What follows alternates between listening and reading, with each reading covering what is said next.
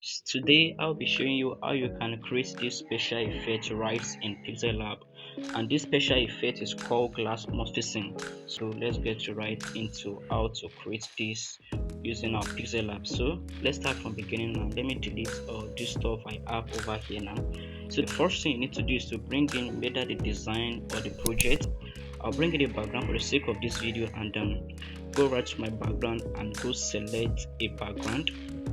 So if you are new to the channel, please make sure you subscribe to this channel and like this video right now, and at the end of this video make sure you share this video to your friends also for them to benefit. So let me look for a background we can use for the sake of this video, and okay, I think let's use this picture over here. So let's use the picture. So just take this, like you can do it like this and resize. So when you go to resize, go over to your relative size and increase the relative size to 100. Make sure you take the height and width is 100. And when you have this over here now, the next thing you need to do is that save this picture now to your gallery, and save to what you can use Ultra and save to gallery. So the next thing after this thing is saving now, we need to blur this picture that we just saved. And to do that, when we're going to any special site, we'll be using Snapseed. So I'll be showing you how you can use Snapseed to blur out pictures or images. So this is how to do. Just go click on this plus picture, and it should take you to your PixelLab. Go to the folder, and it's always PixelLab, and this picture right over here. Now that we have this now, to enable the blur feature, go over to your this two down at this down part and click on this lens blur. Click on this lens blur over here. So select this lens blur, and I would advise you go for the square one. So just change it right here, and you can take this to the upside and the next thing now we need to do now, after you have taken this up, is to go over to this more like the two this lens blur to go over here now, and this is where you get to select the strength and how you want the blur to be fit. Can you see that it's now getting blurry? And to do that, let me do this transition. Okay, so I'll just so this is what I want. So go over to this transition, you can take it to zero, and now go over to this plus strength, make sure it gets to 100, and you have this. So this magenta, you can reduce it, and can you see that we've been able to blur this now? So click on this check mark when you're done blurring, and you have this now. So let me show you the before and after. Of this picture. So this is the before, and this is the after we have blurred. So you can often use these details to increase the strength and don't distort the color. So you can use this sharpening too. Okay, let's leave this. Okay, so when you are done, just go over to save to gallery. When you upload this picture right on Snapseed, go over to your export and save to gallery. So when it's done saving, we are going back to our PixelLab to continue this project. So this picture is done saving right on Snapseed. Now let's move over to Snapseed to PixelLab back, and this PixelLab right over here now. So we need to bring in that blur picture that we saved on Snapseed, and to do that, go over to from gallery right over here now, and go select the picture on Snapseed, and this is the first picture right over here now.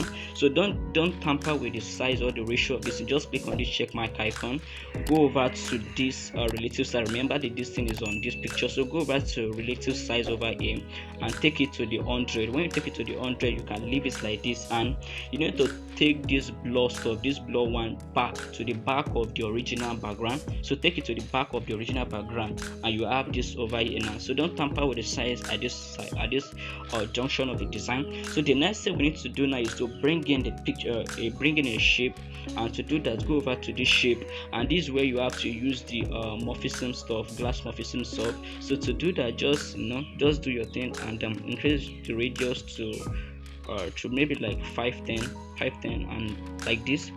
So I have this over here now. So when you have this over here, so anytime you want to select a shape you want to give it a color, make sure the color is entirely different from the whatever you are working, whether the background or the picture, whatever. Just make sure the color of the shape is different from every other shape. So click on this check mark icon, and you have this. And now the next thing we need to do now is to match this original background and this shape. But before we do that, copy this shape and just lock it on seeing it. So now the next thing we need to do is to make sure you match the fourth shape and the original background, which is this. Match them together right over here. So when you match them together, the next thing now is to do now is to remove the color of this shape, and to do that, still on that match stuff, go over to erase column go over to erase color and label it, and can you see we have, it has automatically removed the white color. But if like on your own it does not remove the color, you can go to this color picker and let the white color, so there's no need for that. So just go over here, looks okay, select this and click on OK. So we have it. You can increase the tolerance a little bit and just to